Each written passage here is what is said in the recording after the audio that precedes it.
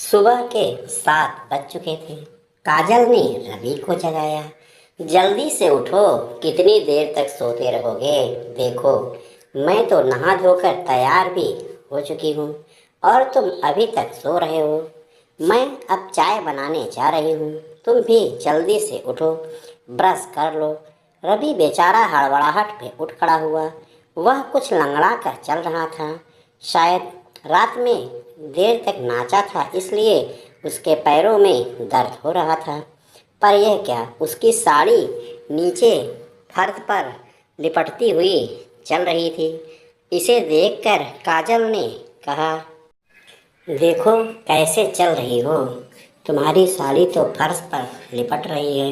याद रहे, जब तुम औरत हो तो पल्लू कभी भी अपने सीने से नहीं हटाना चाहिए। सॉरी, समझ गई, कहते हुए रवि ने पल्लू सीने पर ले लिया और बाथरूम में चली गई। जब वह नहाकर बाहर निकला तो वह टी शर्ट और लोअर पहने हुए था। तब तक काजल नाश्ता भी बना चुकी थी। फिर दोनों आराम से घर पर ही बैठकर नाश्ता करने लगे। दोनों आराम कर रहे थे, तभी दरवाजे पर दस्तक हुई। बाहर निकलकर जब रवि ने देखा तो एक 40 साल की औरत और लगभग 30 साल का लड़का दोनों सामने खड़े थे। रवि ने पूछा, क्या चाहिए जी? उनमें से लड़के ने कहा, देखो, मैं शहर में नया हूँ, मेरी नई नई नौकरी लगी है, हमें किराए पर एक रूम चाहिए और ये मेरी बहन है। माँ लक्ष्मी ने औरत बने हुए नारद जी की ओर इशारा करते हुए कहा, जी नमस्ते। नारद जी ने पल्लू संभालते हुए कहा, मेरा नाम नारंगी है। रवि ने उन दोनों को एक रूम किराए पर दे दिया।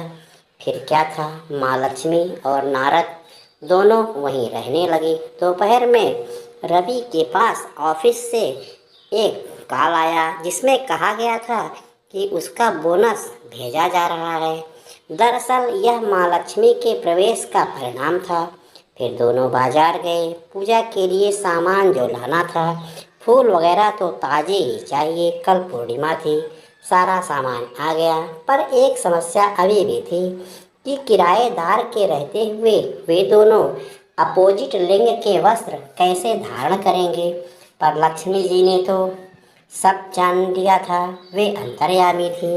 वे रवि के पास गईं और बोली, हमारी 2 दिनों की छुट्टी है, ऑफिस बंद है, सो हम लोग घर जा रहे हैं, 2 दिन के बाद हम लौटेंगे।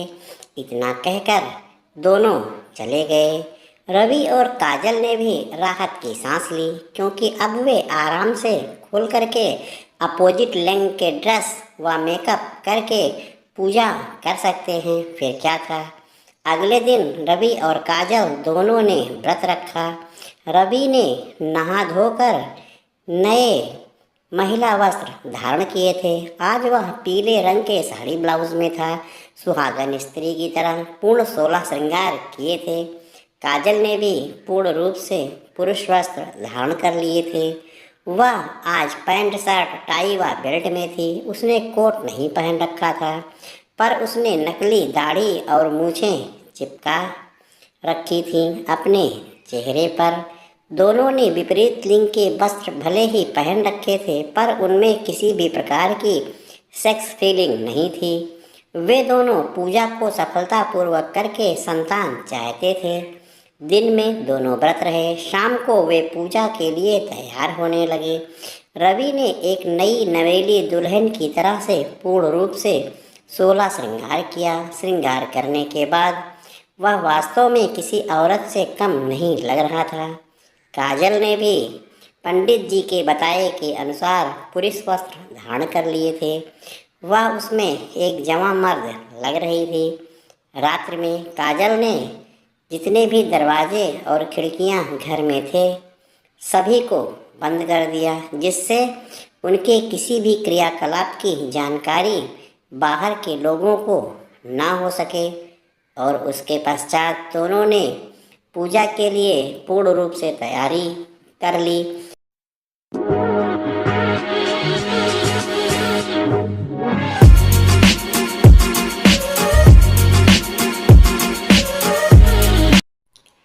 पूर्ण रूप से तैयारी के पश्चात रवि और काजल ने पूजा आरंभ की, फिर दीपक जला दिया।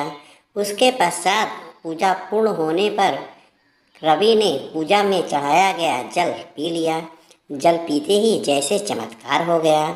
रवि अचानक उठा और अपने पैरों में घुंघरू बांधकर एक औरत की तरह नाचने लगा और सोहर गीत गाने लगा।